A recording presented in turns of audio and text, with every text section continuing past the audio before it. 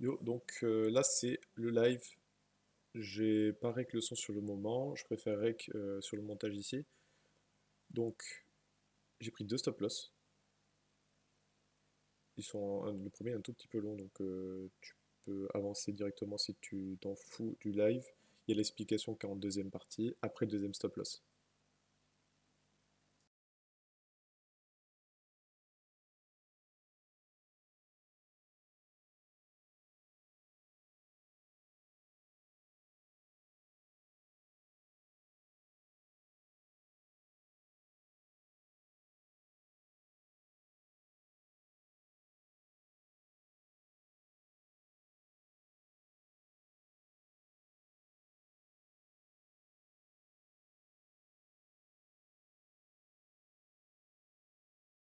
Ok, donc on va revoir la session en backtest markup et c'est parti. Donc on est bullish depuis plusieurs semaines. On vient de react dans le high qui s'est fait tout en haut, donc le all-time high.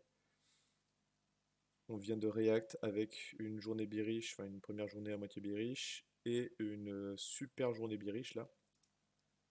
Donc ça fait quasiment moins 3%. Le gold c'est pareil, le gold il a pris moins 10% dans la gueule là. Et merde, voilà, hop.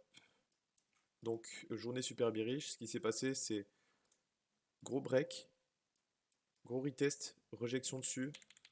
Là je suis en H1, ça induit à la baisse. On vient chercher la première liquidité dans laquelle on manipule dedans, on vient chercher les autres liquidités, l'internal ici. Là pour moi ça c'était un potentiel inducement sur le moment. Du coup je m'attendais plutôt à une journée bullish, mais ça pouvait aussi faire une journée bearish si ça a montré un setup sympa durant la session.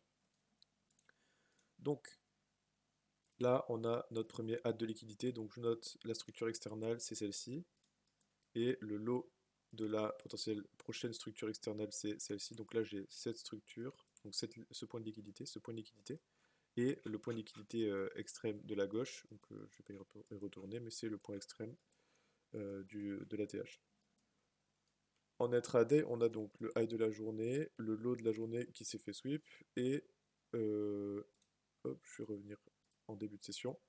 En début de session, donc ici, qui est le low de la journée, le high de la journée, hop, je le note en internal, et ce premier lot qui est tout petit, qui est moins clean, mais en delivery bullish, je le compte valide. Donc j'attends qu'on vienne chercher une de ces liquidités durant la session et que ça donne mon setup candle en fonction de s'il y a du momentum et tout ça par rapport à l'indice. Donc là, ce qui se passe, c'est que voilà, donc là, il y a un petit gap. C'est pas très clean, mais il y a un petit gap. Du coup, là, on le voit pas, mais parce qu'on est sur le CFD, mais sur le futur, cette candle-là, elle reprend le high de cette candle. Donc, mon setup candle était juste au-dessus. Là, ce que j'attends, c'est qu'on vienne chercher en close bullish. Voilà, donc comme ça, hop, je vais revenir en arrière. J'attends qu'on vienne chercher le high de la précédente en englobante.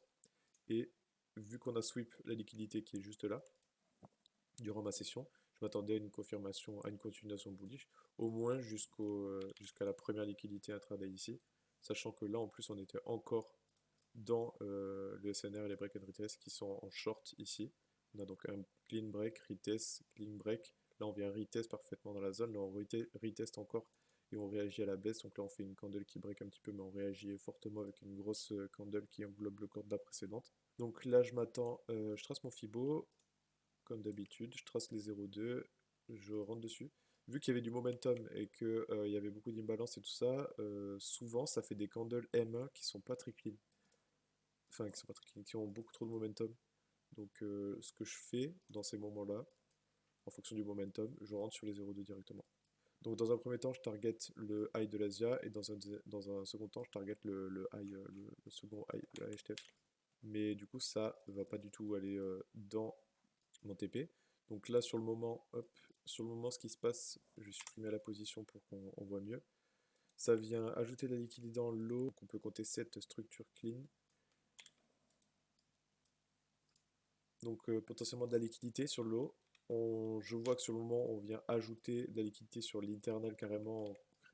Ça part pas tout droit, ça c'est pas bon signe généralement quand ça part pas tout droit. Quand il y a du momentum, on break et on reteste bas comme ça, c'est pas très bon signe. Donc on vient chercher les lots. on vient chercher les lots. Donc pour moi, c'était la next liquidité à prendre en intraday. Et on vient recréer le setup candle durant la session. Donc là, c'est toujours valide pour moi de long. Donc c'est toujours même entrée, même stop loss, enfin stop loss sur le low et TP sur le high. Et là, du coup, ça vient me sortir directement. Et le prix, il vient continuer à la baisse. Une journée comme ça, donc là, on le voit, la session, elle bouge pas là, c'est une session qui range. D'habitude, une session, donc là, celle-là, ben, elle bouge énormément. Mais une session, on voit, là, ça range, là, ça bouge. Là, ça range, là, ça bouge. Là, ça range, là, ça bouge. Ici, c'est pareil. Là, ça bouge, ça bouge, ça bouge. Bon, je pense que tu sais comment ça se passe une session. La session américaine sur le Nasdaq, ça bouge. Là, c'est une session qui range, on le voit clairement. C'est une rejection, une deuxième rejection, troisième rejection, quatrième.